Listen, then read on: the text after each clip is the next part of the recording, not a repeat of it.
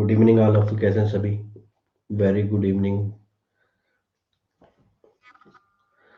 स्वागत है आपको 10 बजे की स्पेशल क्लास में, जिसमें हम बजट एनालिसिस कर रहे हैं। ठीक है। इससे पहले हमारी 7 बजे क्लास थी, कौन सी, प्लस कोर्स की, जिसमें अभी हमारा इकोनॉमिक्स चल रहा है। ठीक है। हमारा जो है कंप्लीट कोर्स ऑन प्रीलिम्स चल रहा है, आप सभी को पता है। जिन बच्चों को नहीं पता है वो प्लस में आके जो है उस कोर्स को क्या कर सकते हैं, देख सकते हैं। क्लियर? सभी को रेफरल कोड पता ही होगा, वो क्या है, MKS लाइव। ठीक है। चलो भैया सीधे यूनियन बजट पे आते हैं। Extra ordinary budget. अब ये क्या भैया एक्स्ट्रा ऑर्डिनरी बजट है कि नहीं है, इस चीज को हम समझते हैं। ठीक है।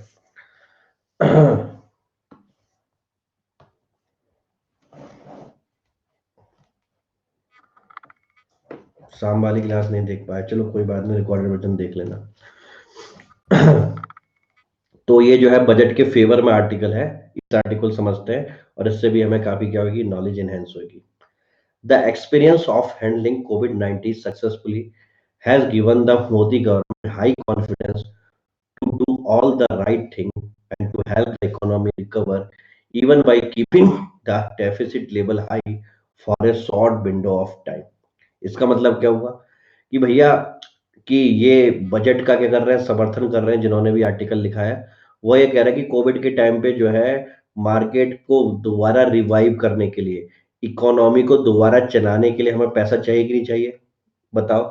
अगर हमें पैसा चाहिए तो हम उस पैसे को कहीं ना कहीं से लेंगे, चाहे हम डोमेस्टिक बोरिंग लें चाहे एक्सटर्नल बोरिंग लें। सही है sir no?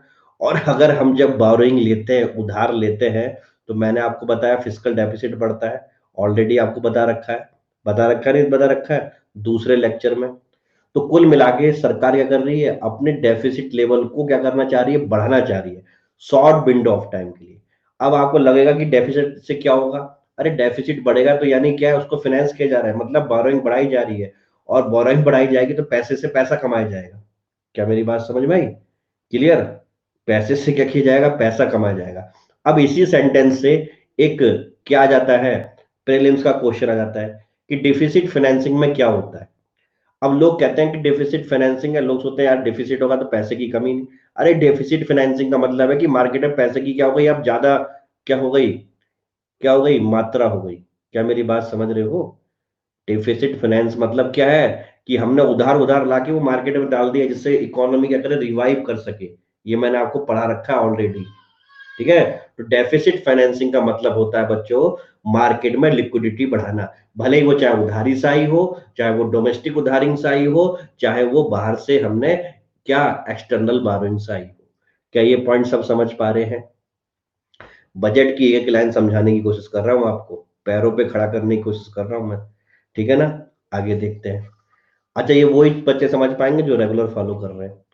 The COVID-19 situation has taught us the rest of the world of being self-reliant in essential technology and production capacity. So building an Atmanirbhar Bharat is a logical step. ये जो article जिन्होंने लिखा है वो कह रहे हैं कि कोविड-19 के दौरान हमें पता चला कि भैया हमारा क्या है, क्लास टाइमिंग क्या क्या है सर, ये आपको प्रोफाइल में जाके देखना पड़ेगा। ठीक है, आपका पहला दिन है, धीरे धीरे आपको सब समझ में आ जाएगा। मुकेश कुमार सिंह मेरा नाम है, मेरी फोटो पे क्लिक करोगे, वहां पे प्लस क्लास में जाओगे, प्लस के बाद ऑनगोइंग क्लास में जाओगे, ऑनगोइंग को सी ऑल करोगे तो आपको कंप्लीट कोर्स ऑन प्रीलिम्स दिख जाएगा, आपके पास टाइम टेबल आ जाएगा। स्पेशल क्लास में जाओगे, उसको स्पेशल क्लास को सी ऑल करोगे तो जितनी भी स्पेशल क्लास रात के 10 बजे लगी है उनको क्या मिल जाएगा, आपको पता चल जाएगा। ठीक है ना? तो मेरे कोर्स को जाके आपको एनरोल करना मात्र है। तो कोविड-19 सिचुएशन ने हमें बताया कि भैया हमारी इकोनॉमी में क्या क्या खराबी थी, जैसे कि हमारा हेल्थ इंफ्रास्ट्रक्चर बहुत खराब था कि नहीं था? ठीक है, हमारा हेल्थ इंफ्रास्ट्रक्चर उतना अच्छा नहीं था। तो अब हमें पता चल गया है कि भैया अब हमें खुद से ही उत्पादन करना पड़ेगा। और जब हम खुद से उत्पादन कर रहे हैं तो आत्मनिर्भर भारत क्या है, एक तरीके से क्या है, लॉजिकल स्टेप है, जिसको हमने क्या है, सही रूप में लिया है। ठीक है ना? क्योंकि अगर हम आत्मनिर्भर भारत होंगे तो हमें किसी दूसरे देश के आगे हाथ नहीं फैलाने पड़ेंगे किसी भी क्षेत्र में। ठीक है, आगे देखते हैं। India has the potential to be the factory of the world. ये लैंग्वेज लिखने की कोशिश किया करो, हिंदी मीडियम वाले से कन्वर्ट कर दें क्या, विश्व की फैक्ट्री भारत बने।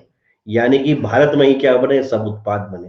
ठीक है, ये लैंग्वेज क्या है आपको सब पकड़नी है। Manufacturing and the logistic infrastructure like warehousing, road, rail, ports need to move to the global standard of scale and efficiency. आज भारत को जरूरत है कि हमारे पास वेयर हाउस हो, हमारी रोड क्या हो, बिल्कुल बिना गड्ढे वाली हो, हमारे रेल नेटवर्क पूरे देश के कोने कोने में फैले हो, हमारे पोर्ट्स क्या हो, वर्ल्ड लेवल के हो, यानी कि हमारे पोर्ट्स में अगर कोई शिप आ रहा है तो विद इन डे क्या हो जाए, वो ऑफलोड करके चले जाए। या अगर और लोड भी हो रहा है, हमारे यहाँ से कुछ एक्सपोर्ट हो रहा है, तो विद इन वन डे क्या हो जाए, वो चले जाए। यहाँ पे 72 72 घंटे, 3 3 घंटे ना रुके। समझ में आया? क्लियर?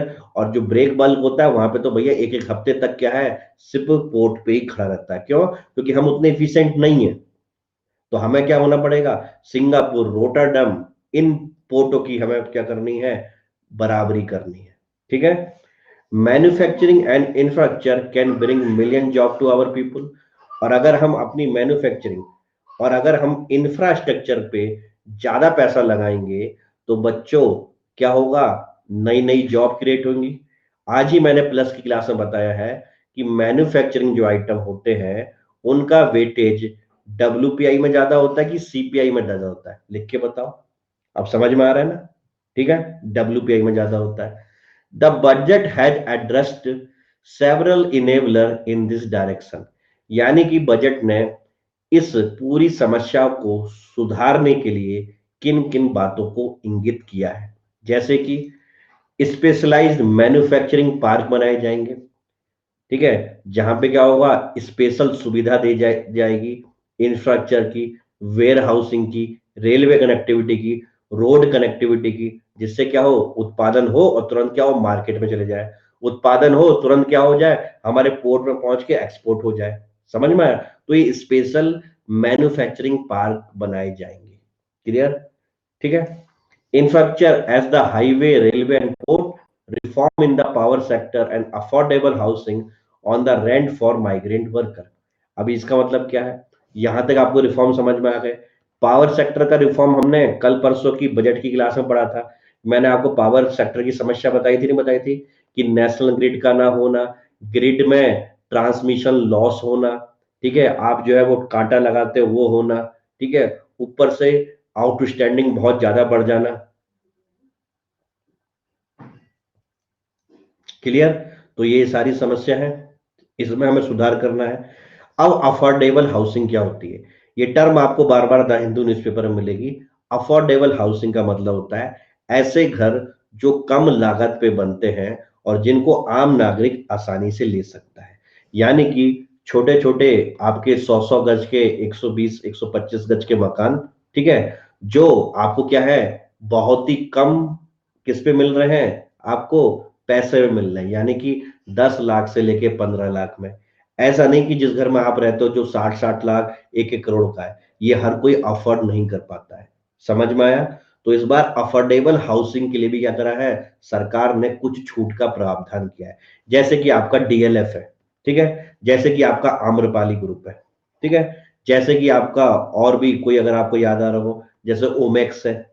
ये सब के सब जो है अफोर्डेबल हाउसिंग में नहीं है। क्यों? क्योंकि अगर आप इनके जाके देखो तो भैया इनका एक एक क्या है, बहुत ही क्या है, महंगा है। ठीक है ना? क्लियर? बहुत कॉस्टलियर है। लेकिन हाँ, अगर कल को ये ऐसे घर बनाएंगे 10 10 12 12 लाख रुपए के, तो वो अफोर्डेबल हाउसिंग में आ जाएंगे।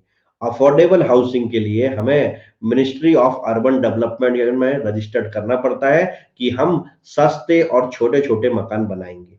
और जो कंपनियां इसमें काम कर रही हैं वो क्या कर, उन्हें क्या देती है, सरकार एक छूट देती है। जैसे रिसेंट अगर आप शेयर मार्केट में कुछ करते हो तो कुछ दिनों पहले होम फर्स्ट इसका आईपीओ आया था। अगर आप शेयर मार्केट से जानते हो, नहीं भी आया था तो सोच लो आया था। ठीक है, अब ये होम फर्स्ट जो कंपनी है, ये केवल और केवल अफोर्डेबल हाउसिंग में काम करती है। ठीक है ना? क्लियर? और इसके शेयर भी अच्छे चल रहे हैं। क्यों? क्योंकि भारत सरकार ने नई घोषणा करी है, उसके अनुसार भारत सरकार अफोर्डेबल हाउसिंग को प्रमोट करेगी। क्या मेरी बात समझ में आ रही है? क्योंकि ये जितने भी हाउस बनेंगे तो भैया इनका रेंट भी कम होगा। अगर कोई माइग्रेंट वर्कर ऐसे घर में रह रहा है तो 3 4 हजार रुपए में मिल जाएगा। समझ रहे हो ना? तो हमारे देश को किसकी जरूरत है? अफोर्डेबल हाउसिंग की बहुत ज्यादा जरूरत है। और प्रधानमंत्री क्या आवास योजना में भी क्या है, अफोर्डेबल हाउसिंग पे ज्यादा क्या दिया जा रहा है, जोर दिया जा रहा है। सबको समझ में आ गया? क्लियर? हाँ, 1.5 लाख का वो भी इस चीज पे मैं आ रहा हूं। यहां तक क्लियर है सभी को? क्या हम इकोनॉमिक्स को समझ पा रहे हैं? आगे देखते हैं। The budget had address several enabler in, अच्छा ये तो वही हो गया, रिपीटेड पॉइंट हो गया। ठीक है, आगे बढ़ते हैं। Bold budget. अब ये दूसरा आर्टिकल है, एक आर्टिकल हमने कितने आसानी से खत्म कर दिया। अब ये दूसरा आर्टिकल है, इनके नजरों में ये बोल्ड बजट है, क्यों है देख लेते हैं। The union budget proposed 6 pillar. ये सब आंसर राइटिंग में फायदा देगा आपको, या इस बार के क्वेश्चन में प्रीलिम्स में आ सकता है कि इस बार के बजट में कौन कौन सा पिलर नहीं था या कौन कौन सा पिलर था। तो 6 पिलरों में, 6 स्तंभों में इस बजट को प्रदर्शित किया गया है। पहला स्तंभ है हेल्थ एंड वेलबींग, यानी स्वास्थ्य, स्वास्थ्य से रिलेटेड क्षेत्र। दूसरा है physical and financial capital and infrastructure. तीसरा है इंक्लूसिव डेवलपमेंट। चौथा है रिविगरिंग ह्यूमन कैपिटल। पांचवा है इनोवेशन एंड R&D। और छठा है मिनिमम गवर्नमेंट मैक्सिमम गवर्नेंस। अब इसे समझाते हैं। पहला क्या है, स्वास्थ्य से रिलेटेड है। ठीक है। दूसरा किससे रिलेटेड है कि हमें अपनी वित्तीय संपदा बनानी है।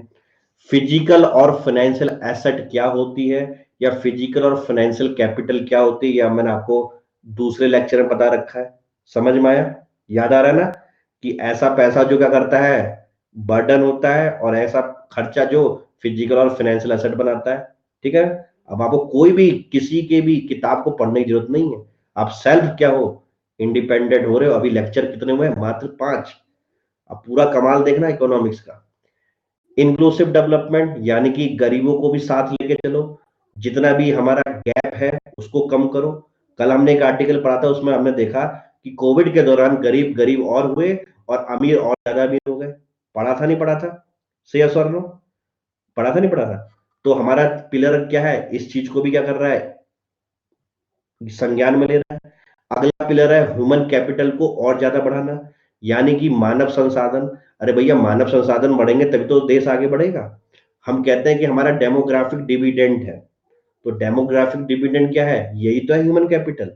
अगला, जब तक हम रिसर्च में, जब तक हम क्या कहते हैं इनोवेशन में पैसा नहीं खर्च करेंगे, तब तक हम नई नई आविष्कार ला पाएंगे, नहीं ला पाएंगे। ठीक है। इससे पहले मैं बताता था कि हम research and development 0.6% of GDP करते हैं। तो सरकार ने क्या करा, इसको भी सुना कि भैया अब हमें क्या है, इसमें पैसा डालना पड़ेगा। और लास्ट पिलर क्या है इनका, कि हम मिनिमम गवर्नमेंट मैक्सिमम गवर्नेंस, यानी कि हमारी मंत्रिमंडल बड़ा नहीं होना चाहिए, छोटे से छोटा होना चाहिए, लेकिन उसका काम क्या होना चाहिए, बहुत बड़ा होना चाहिए। और जब गवर्नमेंट छोटी होगी, यानी मंत्रिमंडल आपका ज्यादा हैवी नहीं होगा, तो क्या होगा, हमारा क्या होगा, कॉस्ट कम होगी। और कौन सी कॉस्ट कम होगी? Revenue expenditure. याद आ रहा है? कैपिटल नहीं, रिवेन्यू एक्सपेंडिचर क्या होता था, डे टू डे का खर्चा होता था नहीं होता था? तो क्या आपको कुछ मैं रटवा रहा हूं? सब पढ़वा रखा है। ठीक है। क्लियर? हालांकि प्रीलिम्स में इतने टफ क्वेश्चन नहीं आएंगे, लेकिन जब आपका मेंस में पेन चलेगा ना, तो क्या होगा, आपका सब समझ में आएगा। अब लक्की सिंह जी बोल रहे हैं कि सर ये ह्यूमन कैपिटल के आगे री इन्विगरेटिंग लगा दिया, तो इसका मतलब क्या है? ये हमारे लक्की भाई थे। अब आपका एग्जाम्पल लेना पड़ेगा, क्या करें। ये लक्की भाई जो है 25 साल के हो गए, कुछ नहीं कर रहे हैं। तो क्या ये देश के लिए एसेट है कि देश के लिए बोझ है? जल्दी बताओ। ये 25 साल के हो गए, देश के लिए बोझ है, लाइबिलिटी है। मैंने इनको थोड़ी सी ट्रेनिंग प्रोवाइड कर दी, थोड़ा सा स्किल प्रोवाइड कर दिया, ये अपने पैर पे खड़े हो गए, देश के क्या है, प्रोग्रेस में योगदान देने लग गए। तो जो भी मैंने इनका ये करा, ये क्या कहलाएगा, री इन्विग्रेटिंग ह्यूमन कैपिटल। जो हमारा युवा सो गया है, उसको मैंने करा दोबारा जगाया, उसके अंदर दोबारा कंपन पैदा करे कि बेटा देश के लिए कुछ करो। अब तो समझ में आ गया? तो सेंस समझ सकते हो यार, जरूरी नहीं कि हर शब्द की आपको इंग्लिश आती हो। सेंस पैदा करना सीखो इस एग्जाम में। ठीक है ना? प्रेजेंस ऑफ माइंड, सेंस का बहुत मतलब होता है। क्योंकि जब इंटरव्यू में क्वेश्चन पूछेंगे ना, तो वो उसको दोबारा रिपीट नहीं करेंगे कि आप सोच रहे सर इसका मतलब क्या, आपको तुरंत समझना पड़ेगा, तब तक तीसरा क्वेश्चन कर देगा। सिविल सर्विस की तैयारी कर रहे हैं हम, ठीक है ना। आगे बढ़ते हैं। The easy way out for the finance minister would have been to introduce a COVID related cess. यानी कि अगर हमारे वित्त मंत्री चाहते तो बहुत ही अच्छा काम कर सकते थे कि कोविड से हमारे देश की इकोनॉमी गई है और एक नया कोविड सेस ले आते, ठीक है ना। जो विच वाज वाइडली एक्सपेक्टेड, जो लोग सोच भी रहे थे कि कोविड टैक्स आएगा, लेकिन उन्होंने ऐसा नहीं करा। उन्होंने कहा कि भैया अगर मैं कोविड सेस लाऊंगी तो इसका बोझ हमारे ऊपर ही पड़ेगा। उन्होंने बोला कि पैसा चाहिए, लेकिन वो पैसा हम सेस से नहीं लेंगे, हम किससे लेंगे, किससे लेंगे, एसेट मोनेटाइजेशन से लेंगे। और एसेट मोनेटाइजेशन क्या होता है, मैंने पढ़ा रखा है आपको, ठीक है ना। और एसेट मोनेटाइजेशन से जो पैसा आएगा उस पैसे को केवल और केवल इंफ्रास्ट्रक्चर में ही खर्च किया जाएगा। और फिर ये क्या बन जाएगी, वर्चुअस साइकिल बन जाएगी, एक ऐसी गुणवान, एक ऐसी धनी साइकिल बन जाएगी जो देश को आगे बढ़ाएगी। यहां से यहां का मतलब क्या है कि अगर फाइनेंस मिनिस्टर चाहते तो कोविड सेस ला सकते थे। अब आपके दिमाग में आ रहा होगा सेस क्या होता है। तो tax on tax equal to cess, यानी टैक्स पे भी अगर टैक्स लग जाता है तो बनता है सेस। जैसे कि आप जो है पीयूष भाई जो है खाना खाने बैठे, ठीक है, और ये बीकानेर में बैठे, बीकानेर की चेन देखिए ना खाने वाली, इनका बिल आया 1500 रुपये, ठीक है। तो वो 1500 रुपये जो बिल आया है ना, उसको ध्यान से देखना, कहना कि मेरे को पूरा इसका जो है कंपोनेंट बताओ, 1500 क्या क्या है। तो पता चलेगा उन्होंने जो है 1400 का खाना खाया है, और जो है कुछ सर्विस टैक्स है।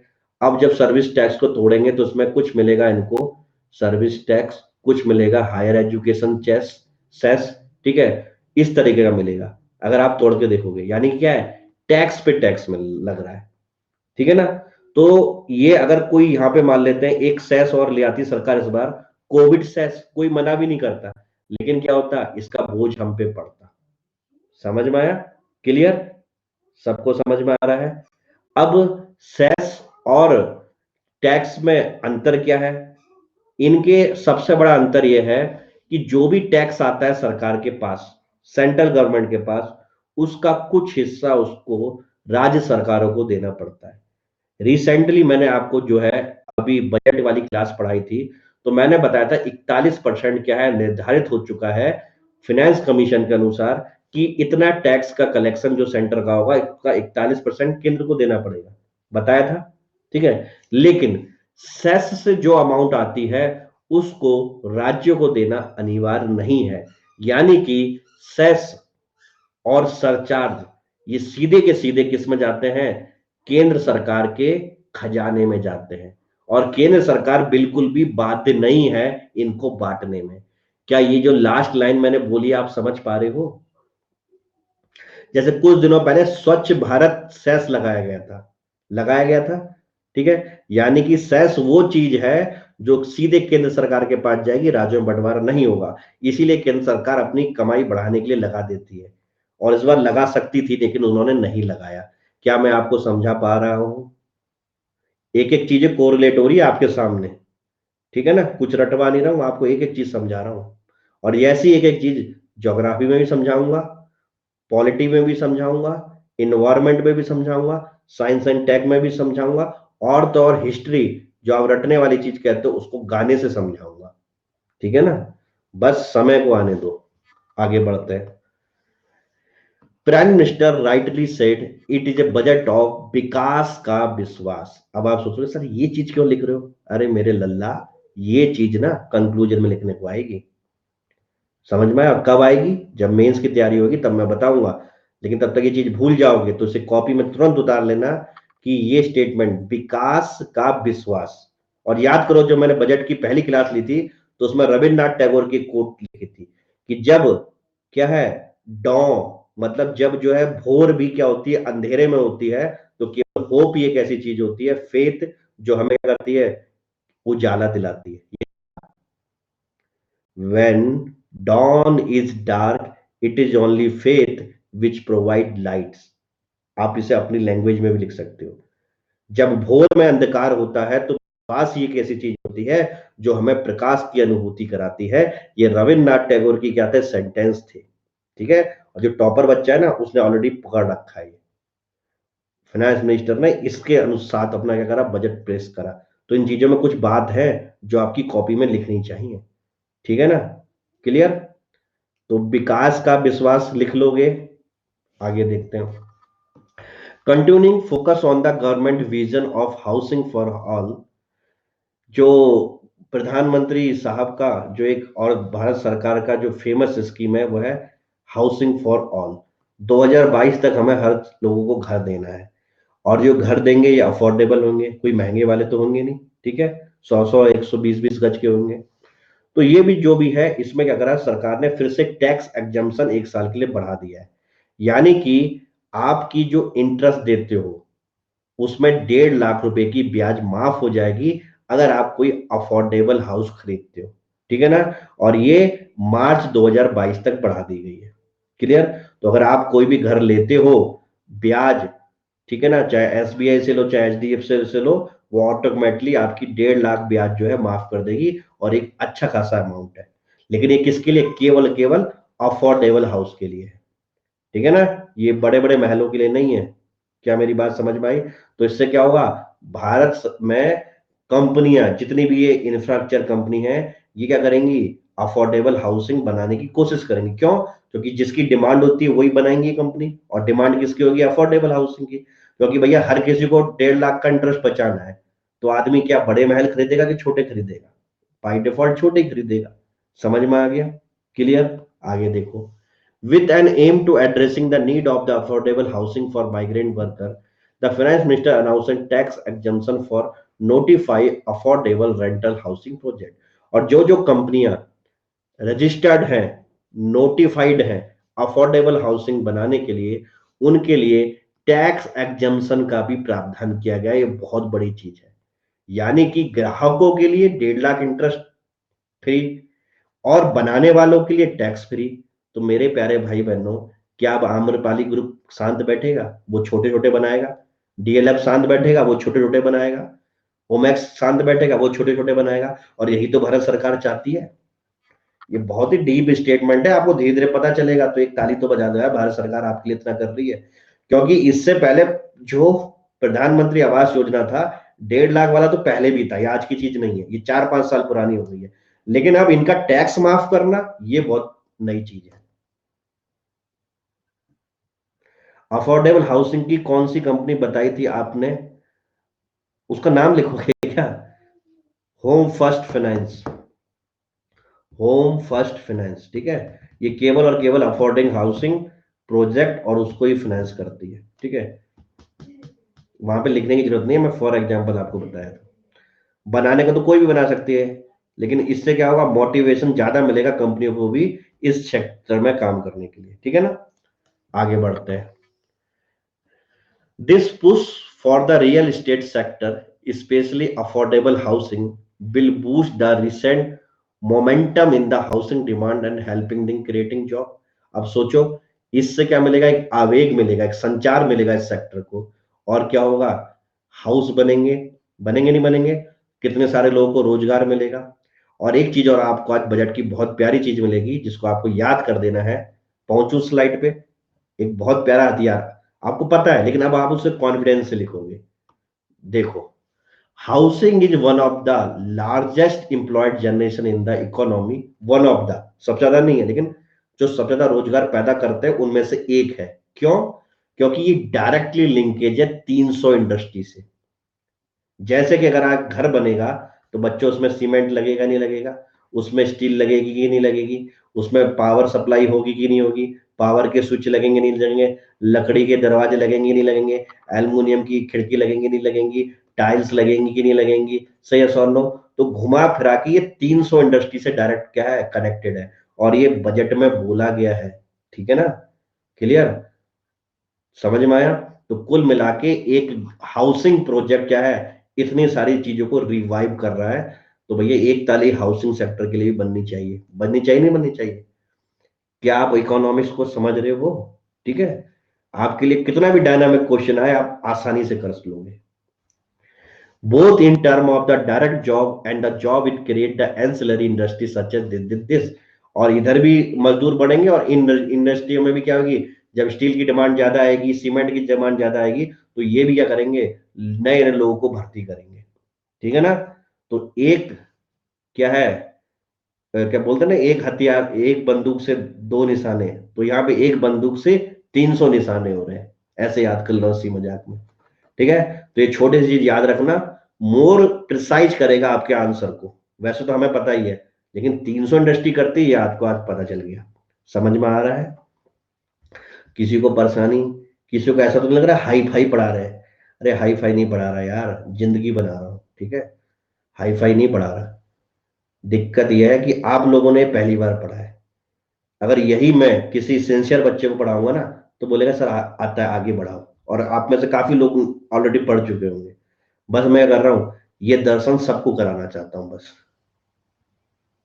ठीक है ना। तो मैं एडवांस नहीं पढ़ा रहा हूं। The finance minister announced that a bill would be introduced for the setting up a new development finance institution।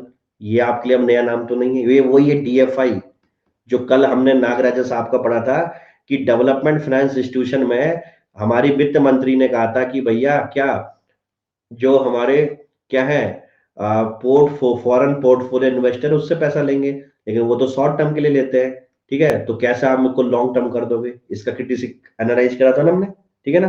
तो आज लेकिन उसके फेवर में कुछ बोल रहा है कि फाइनेंस मिनिस्टर ने जो अनाउंस करा है डेवलपमेंट फाइनेंस इंस्टीट्यूशन, इसका नाम क्या होगा, national bank for financing infrastructure and development. लगा दो 7 स्टार क्वेश्चन, ये आपको प्रीलिम्स में दिख रहा है इस बार। ठीक है ना।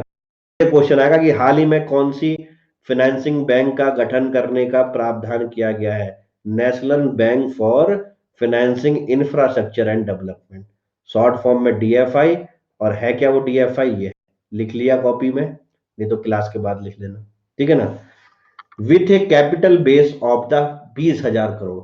अगर ये नहीं आता है तो ये आएगा। और एक और 7 स्टार लगा लो, यूपीएससी में 100% आपको क्वेश्चन दिखेगा, what is true about development finance institution. पहला option, capital base would be 40,000 crore, तुरंत काट देना। कैपिटल बेस कितना है, 20,000 करोड़। यानी कि सरकार ने इसके इस पे इनिशियली 20,000 करोड़ रुपए का क्या है, प्रावधान करेगी इस बैंक को चलाने के लिए। ठीक है ना। And propose landing target of the 5 lakh crore in the 3 year. यानी कि आने वाले 3 साल में इस इंस्टीट्यूशन पे ये टारगेट रहेगा कि ये मार्केट में 5 लाख करोड़ का लोन प्रोवाइड करे। 100% बता रहा हूं मैं आपको, यूपीएससी में दिख रहा है क्वेश्चन, और यूपीपीसीएस में भी। ठीक है ना। यूपीएससी में कैसे दिखेगा कि डेवलपमेंट फाइनेंस इंस्टीट्यूशन के बारे में क्या है। ठीक है, sir will this institution advance loan for long term only, yes definitely. ठीक है ना। प्राइम गोल इसका क्या है, लॉन्ग टर्म के लिए। ठीक है। तो यूपीएससी में पहला ऑप्शन आएगा, it provide short term loan, तुरंत काट देना। दूसरा ऑप्शन आएगा, it capital base would B 20,000 crore, बिल्कुल सही स्टेटमेंट है। फिर अगले 3 साल में इसका टारगेट है 10 लाख करोड़ लोन देने का, बिल्कुल गलत है। यानी आंसर क्या है, ओनली बी। ठीक है ना। कर लोगे, कोई दिक्कत, कोई परेशानी? बैंक का रिकैपिटलाइजेशन 20,000 करोड़ का, इसका भी 20,000 करोड़ का है। अब ये क्वेश्चन कैसे समझ में आया, बहुत पहले जो है नेशनल इन्वेस्टमेंट इंस्टीट्यूशन का प्रावधान किया था, और उसी साल यूपीएससी ने क्वेश्चन डाल दिया था, वहां 40,000 करोड़ को उसने क्या कर दिया था, 20,000 करोड़ कर दिया था। तो वो ऐसी छेड़खान करते हैं। ठीक है ना। तो इसको याद रखना, आगे बढ़ते हैं। Non lapsable fund for modernisation. आपके क्या कहते हैं, पेपर नंबर 3 में इंटरनल सिक्योरिटी है, आपको पता है? नहीं पता है तो बोलो हाँ है, क्योंकि मैं बता रहा हूं। तो वहां पे जो है इंटरनल सिक्योरिटी में आता है कि भैया इंटरनेशनल सिक्योरिटी में क्या करो। तो इस बार बजट ने आपको एक फ्री फंड का एक औजार दे दिया कि भैया इंटरनेशनल सिक्योरिटी का रिसेंट करंट अफेयर बजट दे रहा है। कैसे दे रहा है समझते हैं। 15 फाइनेंस कमीशन ने बहुत पहले एक रिकमेंडेशन दी थी कि अगर हमें देश की इंटरनल सिक्योरिटी को सुधारना है, तो हमें ऐसा फंड बनाना चाहिए जो लैप्स ना हो। इसका मतलब क्या है, पहले बोल रहा हूं उसको सुने।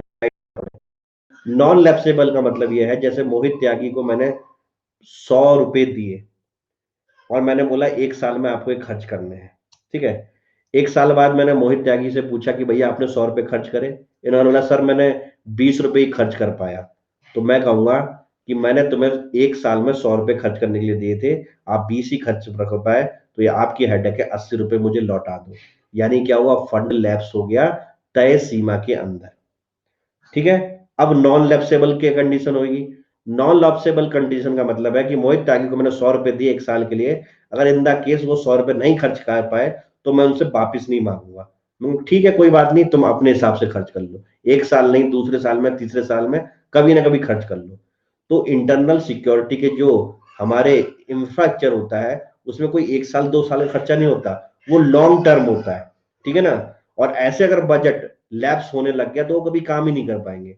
तो भारत सरकार ने अब जाके आंख खोली कि अब हम क्या करेंगे, नॉन लैप्सेबल फंड बनाएंगे, किसके लिए, हमारे डिफेंस और इंटरनल सिक्योरिटी के लिए। समझ में आया। यानी कि dedicated non lapsable modernisation fund, और उस फंड का यूज होगा मॉडर्नाइजेशन करने के लिए, आधुनिकरण करने के लिए। किस किस को देखते हैं। The defence ministry has for a long been demanding for non lapsable fund. ठीक है ना। For the long trajectory military modernisation, military का मॉडर्नाइजेशन करने के लिए काफी टाइम लगता है। ठीक है। फिर the proceed will be utilise for the capital investment for the modernisation of the defence service. Capital investment समझते हो आप। ठीक है ना। डॉक्टर गौरव सौ बहुत दिनों बाद क्लास में आए, तालियों से इनका स्वागत किया जाए। One of the brilliant person of my class. ठीक है। वेस्ट बंगाल पीसीएस सही रहा आपका, कुछ अच्छी खबर है। फिर उसके बाद जो है, ये मॉडर्नाइजेशन किसकी, डिफेंस सर्विस की। कैपिटल इन्वेस्टमेंट किया जाएगा सेंट्रल आर्म पुलिस फोर्स में। ठीक है ना। मॉडर्नाइजेशन किया जाएगा स्टेट के पुलिस फोर्स को, जिसकी हम बहुत डिमांड करते हैं, करते नहीं करते, कि भैया अभी मेंस नहीं हुआ है सर, कोई बात नहीं, आपकी याद हर बच्चे को आती है। ठीक है। सारे पुराने बच्चे जो है आपका लोहा मानते हैं। तो डॉक्टर साहब जो है बहुत जल्दी क्या करेंगे, हमें फाइनल लिस्ट में अपना नाम दिखाएंगे। क्लियर। तो मॉडर्नाइजेशन पुलिस स्टेशन करने के लिए, मॉडर्नाइजेशन जो है सेंट्रल आर्म फोर्स को करने के लिए, डिफेंस सर्विस को करने के लिए क्या है, हमें क्या चाहिए, नॉन लैप्सेबल फंड चाहिए। क्या मैं आपको समझा पा रहा हूं। ठीक है। अब हम जो है माओवादियों से अच्छी तरह लड़ सकते हैं। समझ में आया। इंटरनल सिक्योरिटी को मेंटेन कर सकते हैं, बॉर्डर को मेंटेन कर सकते हैं। ठीक है। और इसमें होम मिनिस्ट्री और डिफेंस मिनिस्ट्री दोनों साथ साथ काम करेंगी, कोई भी पैसा लैप्स नहीं होगा। ठीक है। इसको आपको इंटरनल सिक्योरिटी में भी लिखना है और प्रीलिम्स के पर्पज से भी याद करना है। सीधे क्वेश्चन आएगा कि MFDIS के बारे में क्या कथन सही है। ये लैप्सेबल फंड है, गलत, ये नॉन लैप्सेबल फंड है। दूसरा ऑप्शन, इसका यूज इंटरनल सिक्योरिटी को मेंटेन करने के लिए होगा, बिल्कुल सही स्टेटमेंट। इसका यूज पुलिस स्टेशन को मॉडर्नाइज करने के लिए होगा, बिल्कुल सही। इसका यूज विदेश से आयात बढ़ाने के लिए होगा, विदेश से आयात बढ़ाने के लिए। समझ में आया। तो इस तरीके का आपको क्या करेंगे, फंसाएंगे। ठीक है ना। साक्षात दर्शन करा रहा हूं क्वेश्चनों के, इसीलिए पेनिट्रेशन हमारा सबसे ज्यादा रहता है। ठीक है। क्लियर। आगे बढ़ते हैं। Increasing the paid up capital limit for 50 lakh to 20 lakh turnover. अच्छा, ये पीछा हो गया, ये स्लाइड जो है ना इसकी नहीं है, ये यहाँ पे खत्म। ये स्लाइड जो है स्टार्टअप वाले की, तो पहले स्टार्टअप पढ़ते हैं। ये बीच में आ गई। अरे सब कुछ उल्टा कैसे हो गया, वो स्टार्टअप वाली स्लाइड ही चली गई। कहाँ चलेगी, कहाँ चलेगी, कहाँ चलेगी, कहाँ चलेगी। चलो कोई दिक्कत नहीं, स्लाइड चले गई तो क्या हुआ, दिमाग तो है ही हमारे पास। तो इसमें मैं कह रहा हूँ ना, एक नई स्लाइड लगा रहा हूँ यहाँ पे। ठीक है, ब्लैंक। ये खबर क्या थी। ठीक है। आह, आपको पीसीएस वाले पेपर सेट करने, अरे इतना भी नहीं है हमारा, लेकिन हमारा ठीक ठाक है। ठीक है ना। चलो भैया, जब मैं सब कुछ पढ़ा दे रहा हूँ और बहुत अच्छे तरीके से पढ़ा रहा हूँ, तो पेपर क्या वो कहीं आसमान से बनाएंगे, सिंपल सा लॉजिक है। ठीक है। दम होना चाहिए पढ़ाने का बस। ठीक है ना। और पूरी ईमानदारी से क्वालिटी। कोई भी टीम आ जाए यूपी पीसीएस की बनाने के लिए, वो किताबों से और क्या कहते हैं, आजकल जो चीज चल रही है उन्हीं से नोट्स बनाती हैं, वो पेपर बनाती हैं आपका। ठीक है ना। कोई चंदा चंदा आसमान से कहीं से तारे से क्वेश्चन नहीं लेके आएंगी। ठीक है ना। How can you be so accurate, करत करत अभ्यास से जड़मति हो सुजान, रस्सी आवत जात से शिल पर पड़त निशान। ठीक है ना। बस जिद्द है तो सब कुछ है। चलो भैया, आ जाते हैं स्टार्टअप पॉलिसी पे। स्टार्टअप पॉलिसी पे सरकार ने कुछ नए फैसले लिए हैं, ठीक है ना? क्लियर? अब क्या जो है फैसले लिए हैं, सरकार ने बोला है कि हम स्टार्टअप को प्रमोट करेंगे, और स्टार्टअप को प्रमोट करते समय जो हमने उनको टैक्स फ्री हॉलीडे दिया था उसको और आगे कंटिन्यू करेंगे।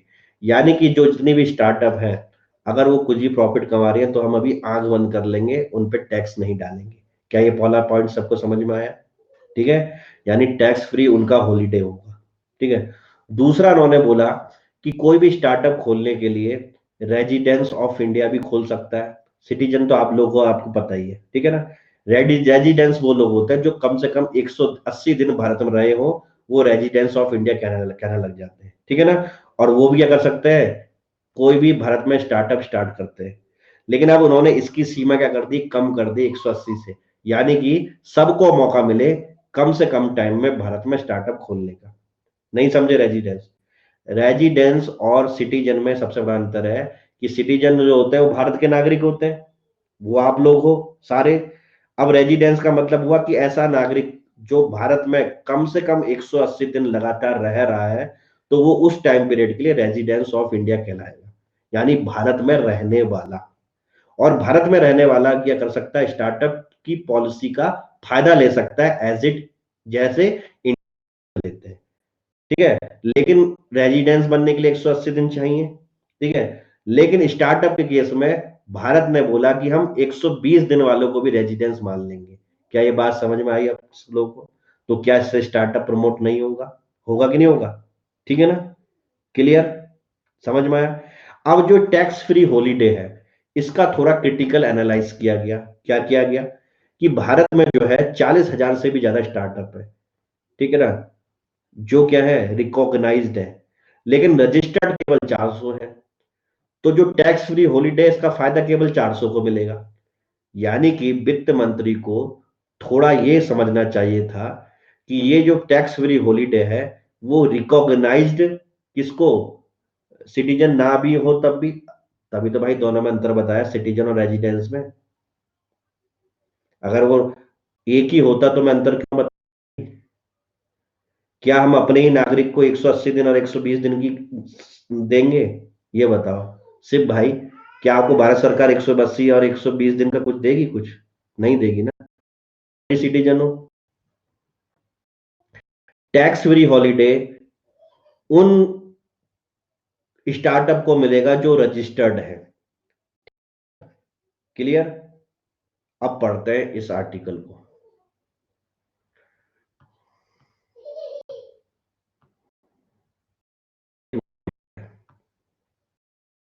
देखो, क्रिटिसिज्म क्या कह रहे हैं, ये कह रहे हैं कि 1 ईयर का टैक्स हॉलीडे जो है केवल और केवल 400 स्टार्टअप को मिलने वाला है। एक्चुअली में घोषणा तो सबके लिए हुई है, लेकिन इसका फायदा कौन ले पाएंगे?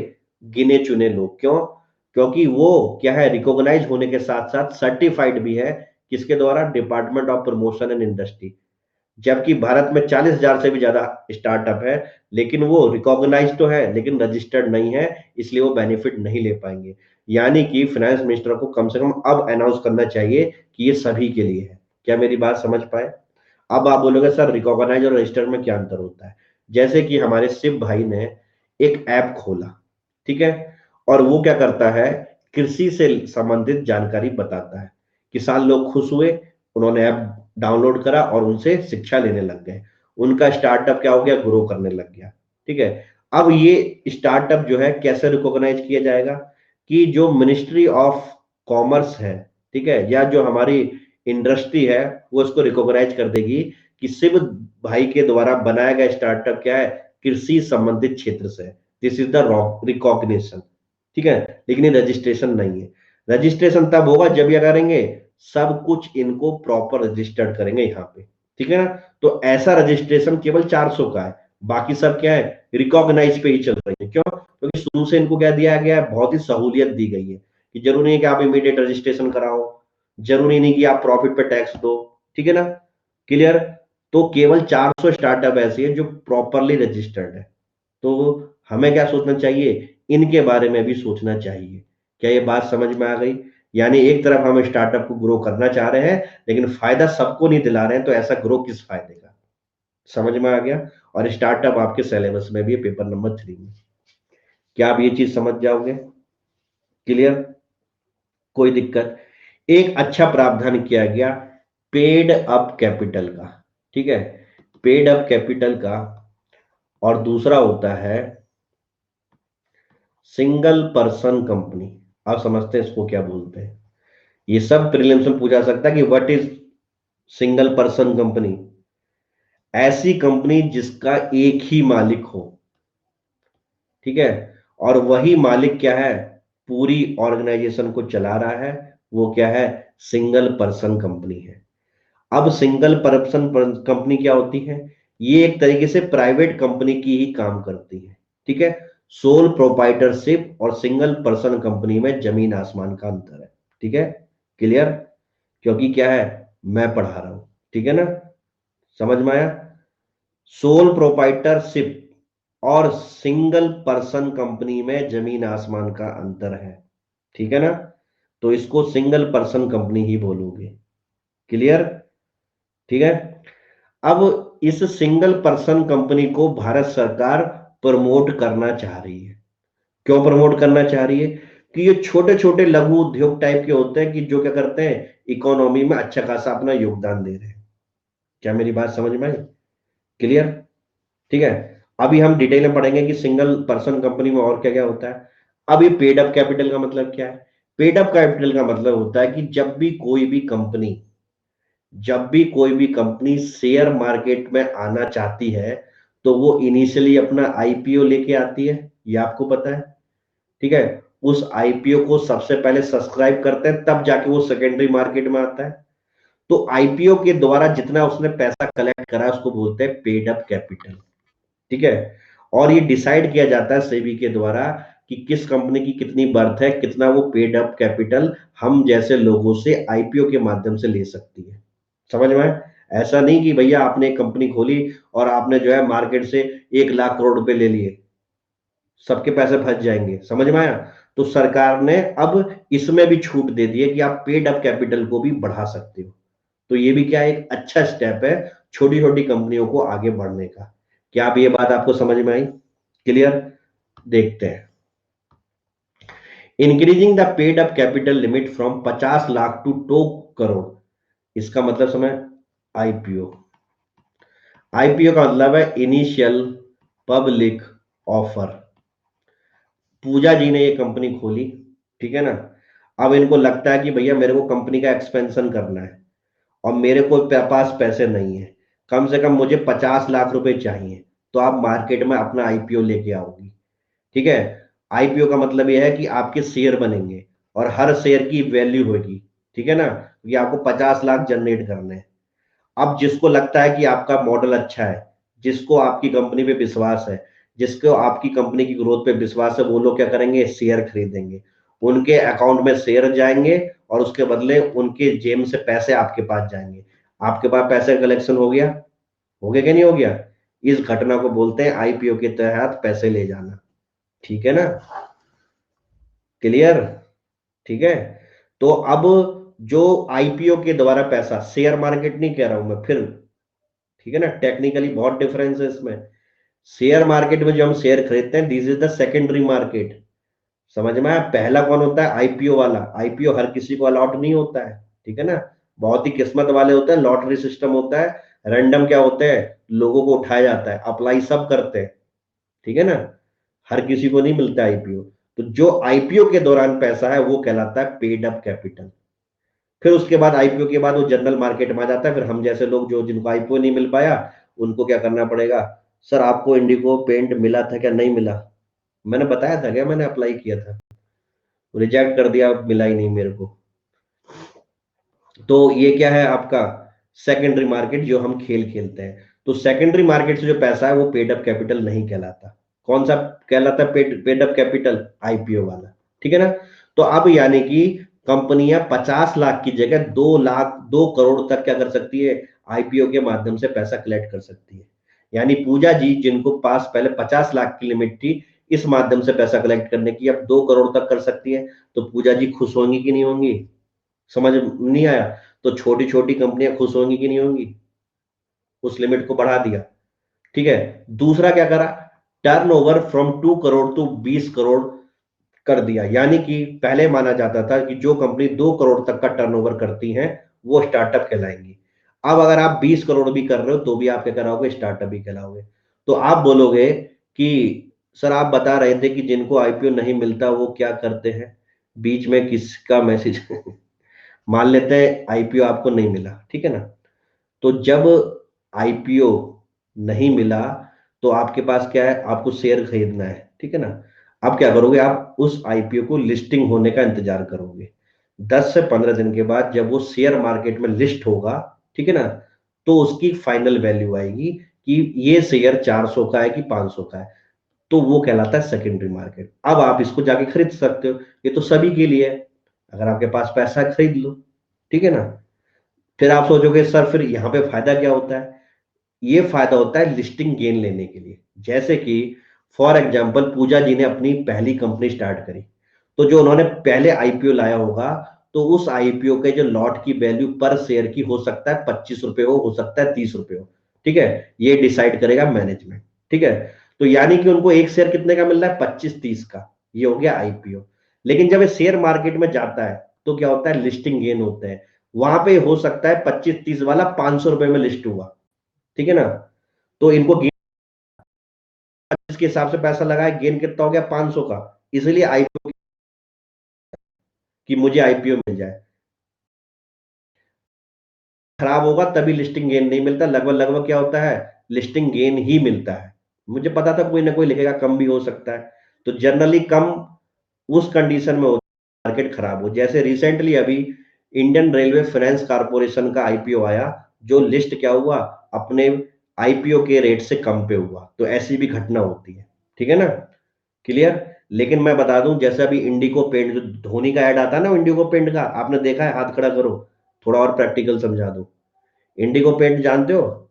उसके आईपीओ का रेट था 1350 रुपए, ठीक है ना, जिसके लिए बहुत लोगों ने अप्लाई किया, मैंने भी किया, नहीं मिला। लेकिन जब वो लिस्ट हुआ था कितने पे भाई, ये 2300 पे तो अभी चल रहा है, 3000 पे लिस्ट हुआ था मेरे ख्याल से। सोचो कितना बड़ा गेन मिला।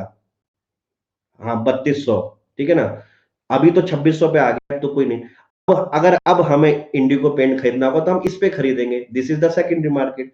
तो इसलिए सब आईपीओ के लिए लड़ाई करते हैं। अब आपको समझ में आ गया, ठीक है। तो शेयर तो हमें मिल जाएगा, लेकिन फिर क्या मिलेगा, महंगे पे मिलेगा। These are the premium customer जो आईपीओ ले गए, और जो हम है सेकेंडरी कस्टमर, ठीक है। अब इतना डिटेल में मत जाओ, चैप्टर कहीं और चले जाएगा, ठीक है। किसी दिन अलग से क्लास रख लेंगे, स्पेशल क्लास स्टॉक मार्केटिंग की, ट्रेडिंग की। वहां पे भी मैं आपको हीरो बना दूंगा, ठीक है, डरने की बात नहीं है। अब आ जाता है यहाँ पे टर्नओवर पे, समझते हैं। पहले बच्चों 2 करोड़ का टर्नओवर तक की ऑर्गेनाइजेशन स्टार्टअप में आती थी, ठीक है। अब 20 करोड़ तक की आ रही है, तो अब इससे क्या फायदा होगा? अगर आपका प्रोडक्शन ज्यादा भी है तब भी क्या हो, आप स्टार्टअप रहोगे। और जब स्टार्टअप रहोगे तो टैक्स फ्री का फायदा उठाओगे, सिंपल सी बात। तो यानी कि स्टार्टअप जब ग्रो करेगी तो वो बढ़ेगी। 2 करोड़ की कंपनी 20 करोड़ की होगी, 30 करोड़ की होगी, 15 करोड़ की होगी। यानी ये मोटिवेट कर रहा है स्टार्टअप को कि आप बढ़ो, आप 20 करोड़ तक बढ़ जाओ, तब भी हम आपसे टैक्स नहीं लेंगे। समझ में आ गया? कोई दिक्कत है, कोई परेशानी? भैया क्वेश्चन कभी भी किसी साल टपक सकता है कि स्टार्टअप क्या होते हैं, भारत सरकार द्वारा स्टार्टअप को प्रमोट करने के लिए क्या क्या कदम उठाए गए, समझाओ। तो यही सारे कदम आपको सही समझाने पड़ेंगे। बाकी जब मेंस में मैं आपको स्टार्टअप पढ़ाऊंगा तो आपको और ज्यादा पॉइंट मिल जाएंगे। समझ में आ रहा है? तो बजट को बजट दो, ठीक है। अब हमने बजट से क्या सीखा, सिंपल सी 100 बात की एक बात, कि ये अब आईपीओ के माध्यम से 2 करोड़ तक का पैसा उठा सकती हैं।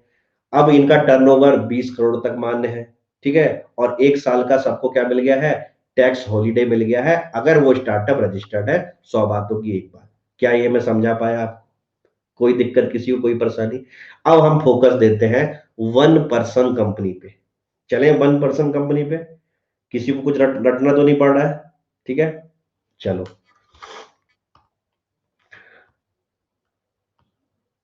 What is a one person company? ठीक है, as a name suggest a one person company is the company that can be formed just by one person as a shareholder. एक ही आदमी मालिक है, वही कंपनी को चला रहा है।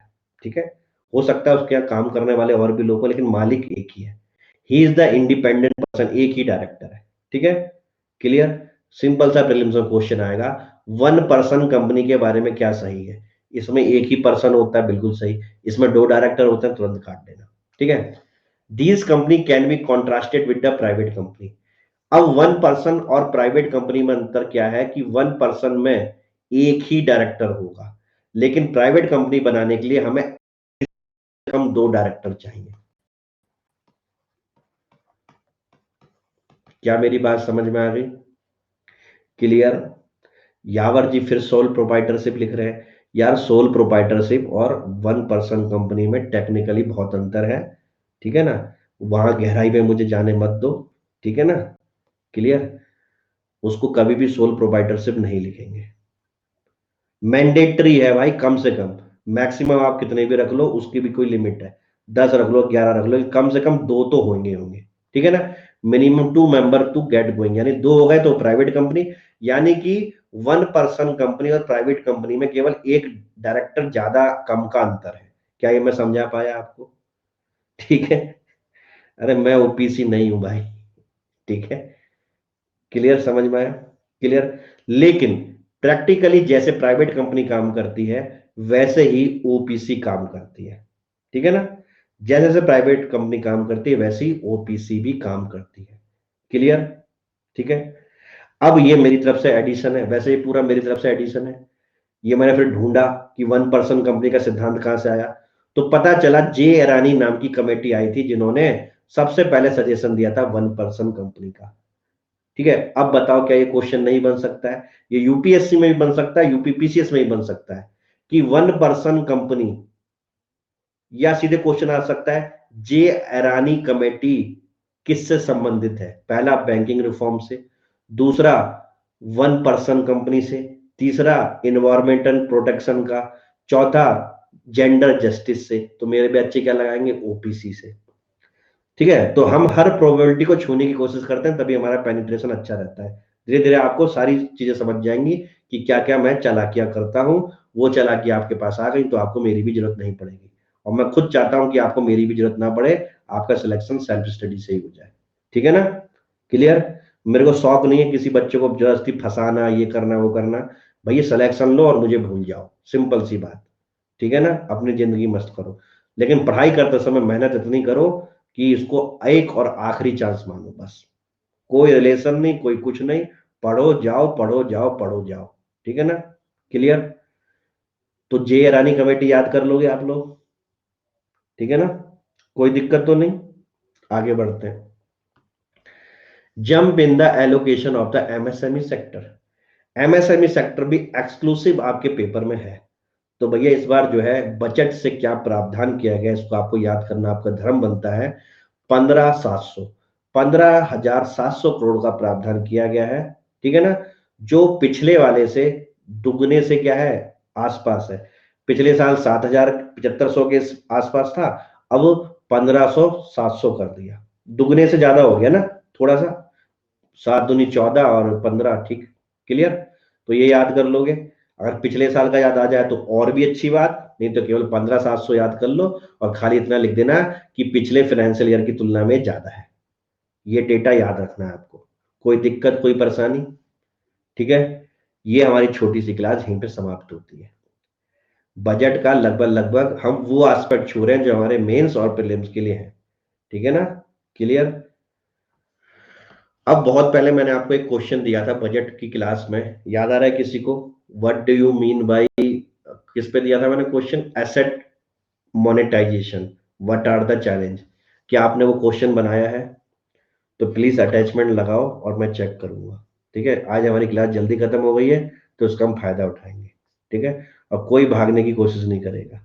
सर हमारे बैच के कितने लोगों का मेंस लिखा? आपके बैच से, आपका बैच मतलब बोले कि वो प्रीलिम्स वाला पूरा ना? यार इस बार जो है उसकी बात करें तो मेंस की कॉल कम थी। ठीक है ना, पिछले बारों की तुलना में। वही सेम गलती बच्चे बार बार दोहराते हैं, 1 नंबर 2 नंबर, 1 नंबर 2 नंबर। तो जो पुरानी जितनी भी खेप थी, ठीक है ना, उन तो सबने लिखा था। क्लियर? यानी कि वो पुरानी खेप का मतलब जो 17 से जुड़े, 18 से जुड़े हुए हैं, 25-30 बच्चे वो थे, और नई खेप में केवल 11 या 12 बच्चे थे। ठीक है, ये था। अब उनमें से भी अच्छा किसका हुआ है, बुरा किसका हुआ है, तो ये डिसाइड जो है अभी तक हम कर नहीं पाए, अच्छा बुरा। ये तो डिसाइड करेगा फाइनल सिलेक्शन पे। ठीक है ना? क्लियर? इंटरव्यू भी हो चुका है उनका, इंटरव्यू भी दे दिया है, और इसी महीने रिजल्ट आ जाएगा। क्लियर? लेकिन इस बार टफ फाइट है। ठीक है सर। सीपीएम ने भी लिखा है आंसर या मेंस? सीपीएम मेंस लिख रहा है, लेकिन बिहार का लिख रहा है, ठीक है, यूपी का नहीं लिख रहा है। कुल मिला के इस बार फाइट बहुत तगड़ी है, क्योंकि क्या है, मात्र 300 सीटें हैं, और जो है क्या है, मतलब आप सोच लो कि ऑप्शनल में 18 में बहुत कम कम मार्क्स मिले हैं। जैसे संस्कृत ऑप्शनल में आप देखो कितने, 80% से भी ज्यादा मिले, मिले कि नहीं मिले? ठीक है, तो ऑप्शनल में फ्लक्चुएशन बहुत ज्यादा हुआ है। तो कुल मिला के भैया जिसका ऑप्शन चलेगा उसका रैंक लगेगी, सिंपल सी बात। ठीक है। सीपीएमजी, प्रभाकर, अनुपम, शिरोमणि, ईटीसी ईटीसी। सीपीएम का नहीं हुआ था क्लियर, ग्रहित का भी नहीं हुआ था, प्रभाकर का भी नहीं हुआ था, अनुपम का भी नहीं हुआ था। ठीक है, इनमें से किसी का नहीं हुआ था प्रीलिम। चलो भैया मैं क्वेश्चन चेक कर रहा हूँ।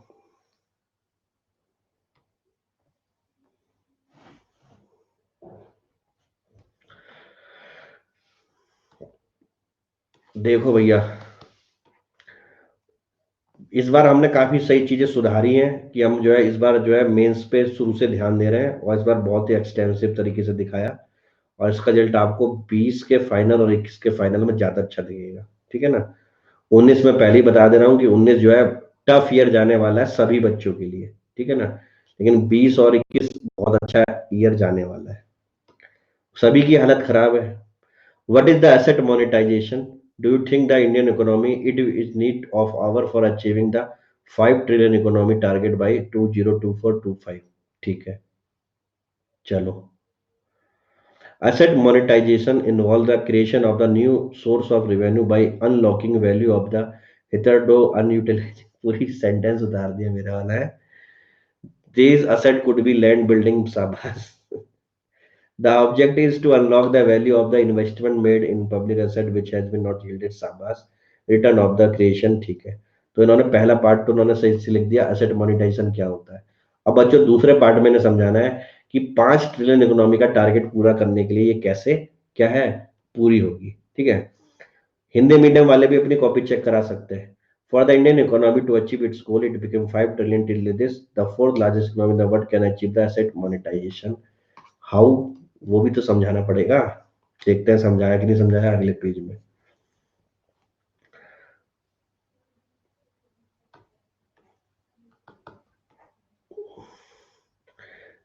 As previously, he has already opted for the various other method boost our economy, new government funding limited, and the banks has burned their hand। देखो कि लैंग्वेज देख रहे हैं?